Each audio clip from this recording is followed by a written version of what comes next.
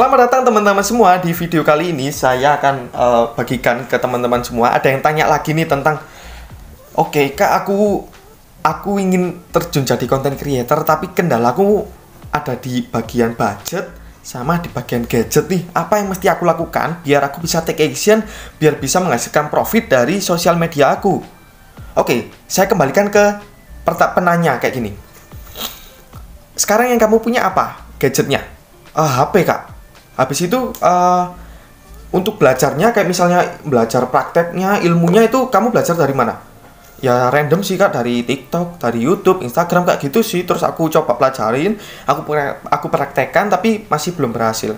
Oke, itu caranya udah bagus banget, emang kayak gitu caranya. Sama seperti saya waktu awal-awal, teman-teman bisa cek sendiri video pertama saya di YouTube. Saya kelihatan kayak orang aneh ya, soalnya pertama kali ngomong depan kamera, terus direkam, diupload. Itu menjadi bahan evaluasi saya sampai saya per hari ini bisa jauh lebih baik dari video pertama tersebut.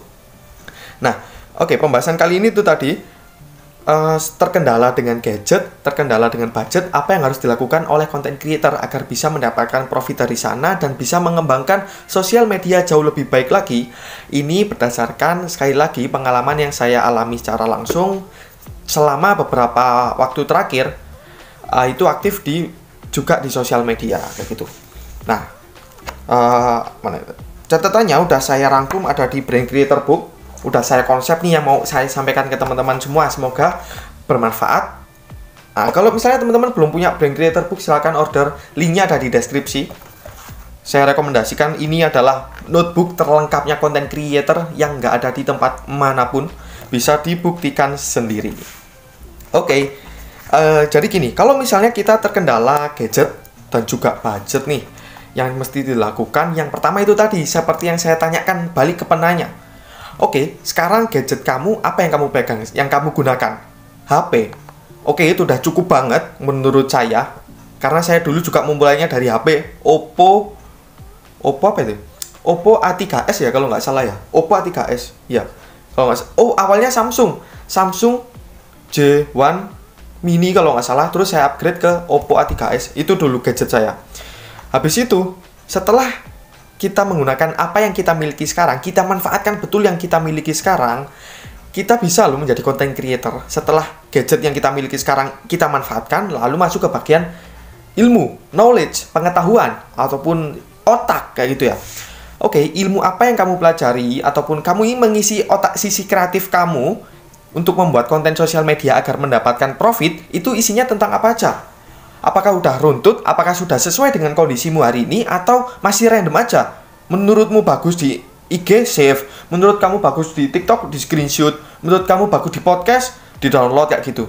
Atau kamu udah menentukan, kondisiku seperti ini, aku cari konten yang benar-benar relate, yang bisa membantuku untuk terlepas dari masalah ini, untuk bertransformasi, naik level seperti naik tangga ya, sesuai dengan step by stepnya, jadi nggak bisa melompat sana sini.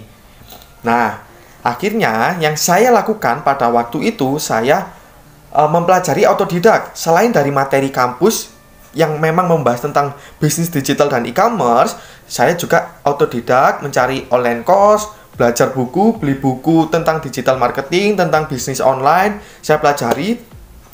Saya membuat bullet point sendiri. Saya membuat versi terstrukturnya menurut kondisi saya pribadi. Jadi, pada waktu itu yang saya butuhkan pertama kali adalah, gadget. Gadgetnya saya udah punya, udah beres, masuk ke bagian ilmu. Sisi otak kreatif saya ini mau diisi apa aja. Kondisi sekarang yang mau saya selesaikan itu apa? Pada waktu itu saya bingung, saya pilih platform apa ya buat bikin konten. Saya cari kontennya yang membahas tentang platform mana yang paling bagus. Saya copy link, saya download, saya rangkum sendiri. Habis itu, masalah itu udah selesai, saya sudah tahu platform apa. Terus bingung nih, mau bikin konten apa ya? Akhirnya saya cari konten, saya pelajari online course. Akhirnya saya rangkum sendiri, saya pelajari sendiri.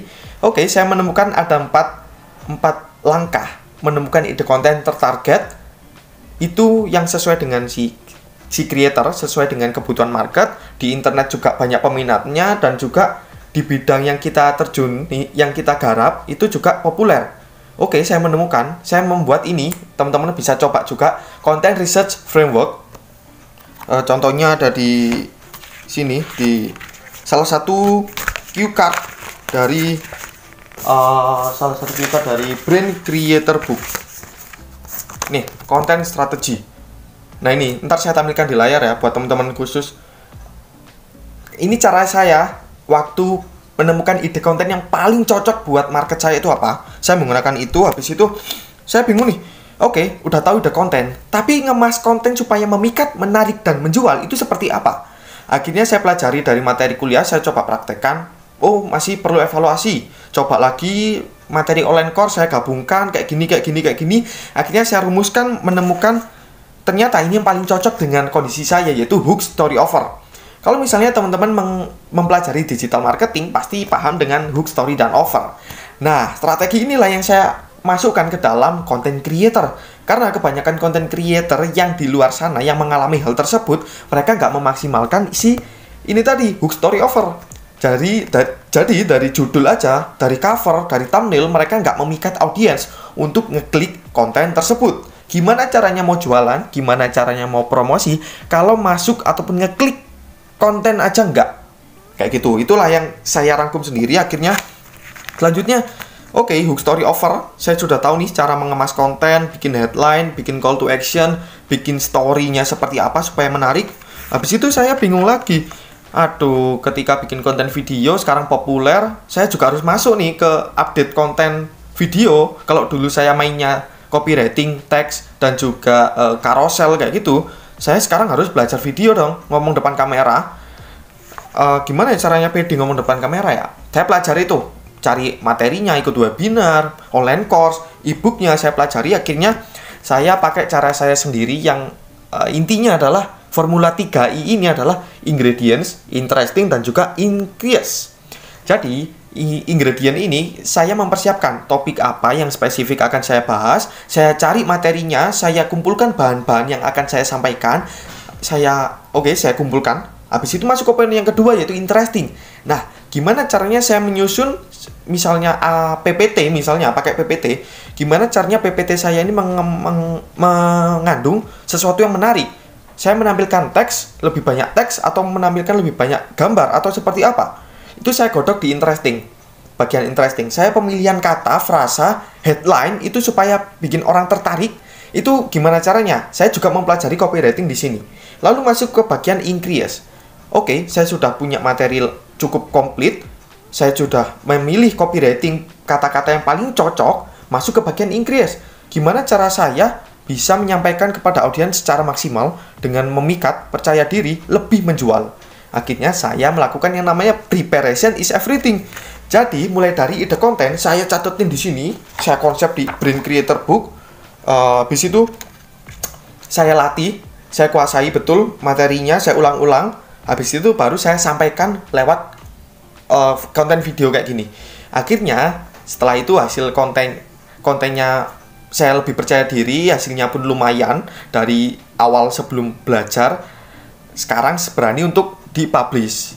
Nah, kayak gitu, itu tahapan yang saya lakukan untuk kalau saya terkendala gadget, terkendala budget, apa yang harus saya lakukan? Yaitu tadi, saya belajar otodidak, cari sana-sini, pelajari, saya rangkum sendiri. Ini beberapa cue-card yang benar-benar saya praktekkan sendiri sesuai dengan kondisi.